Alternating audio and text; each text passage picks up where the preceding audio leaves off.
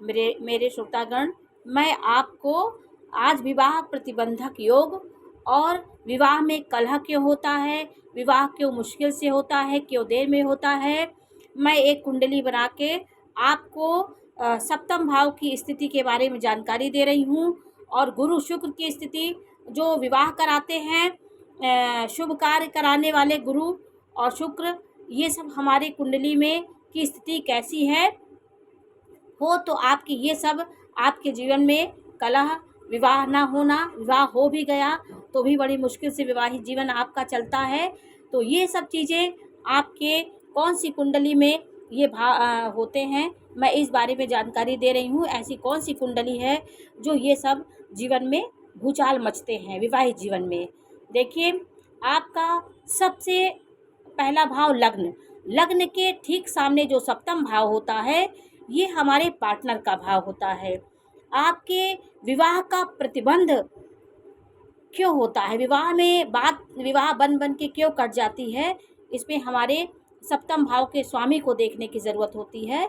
सप्तम भाव का स्वामी इस कुंडली में देखिए नीच का होके छठवें भाव में बैठा है। तो रोग शत्रु वाले भाव में सप्तम का स्वामी बैठेगा तो आपके विवाह होने में बहुत नाना प्रकार की समस्याएं खड़ी होती हैं।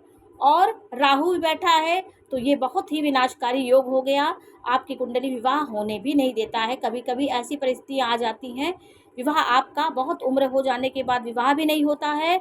और सूर्य भी देखिए बैठा हुआ है, सूर्य पापी ग्रह है, ये हर तरफ से ये कुंडली विवाह प्रतिबंधक योग दिखा रही है। यदि किसी प्रकार का यदि गुरु की यहाँ पे दृष्टि पड़ गई, यहाँ पे दृष्टि पड़ गई, यदि विवाह हो भी गया तो वो कहीं ना कहीं विवाह चल नहीं पाता और कलह की स्थिति हो जाती है। इस कुंडली में चंद्रमा भी नीच का है तो मानसिक परेशानी भी आपको होगी। तो विवाह आप कैसे संभाल सकते हैं, तो मस्तिष्क से आप परेशान रहते हैं, आप का ना के बराबर आपके विवाहित जीवन का सुख आपको मिलता है।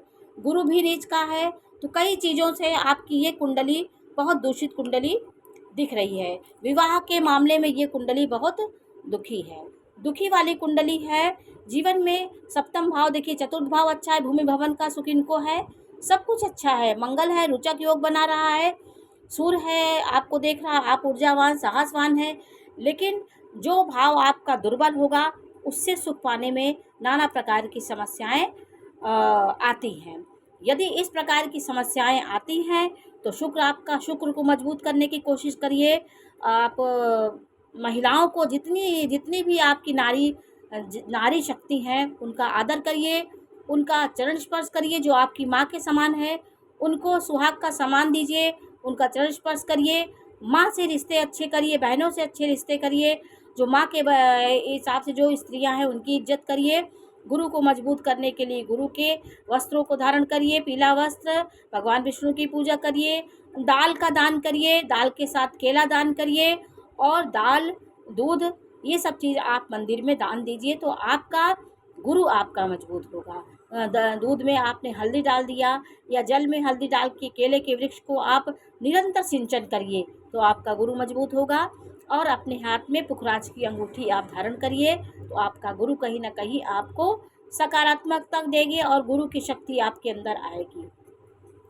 इस कुंडली में विवाह प्रतिबंधक कई तरह से बन रहा है, मंगल दृष्टि दे रहा है, सूर्य बैठा है, शुक्र नीच का है, गुरु नीच का है, चंद्रमा भी नीच का है। तो ये पूर्ण रूप से आपकी कुंडली विवाह प्रतिबंधक योग दिखा रही है। और विवाह हो गए, अगर किसी प्रकार से विवाह किसी की कुंडली हो भी गया तो नाना प्रकार की कलह की स्थिति उत्पन्न होती है और विवाह बहुत मुश्किल से चल पाता है। तो आपका सप्तम भाव इस कुंडली में बहुत दुर्बल है। जो भाव आपका दुर्बल होगा उस विषय की समस्याएं आपके जीवन में बनी रहेंगी। तो ये सब कुंडली से विश्लेषण किया जाता है और मैंने आपको इसकी जानकारी दी। आपको ये जानकारी कैसी लगी अवश्य बताइए, चैनल को लाइक करिए, सब्सक्राइब करिए। मैं इसी प्रकार की जानकारी देती रहूँगी, हर विषय हर भाव के बारे में आपको इसी प्रकार की चर्चा करती रहूँगी। नमस्कार।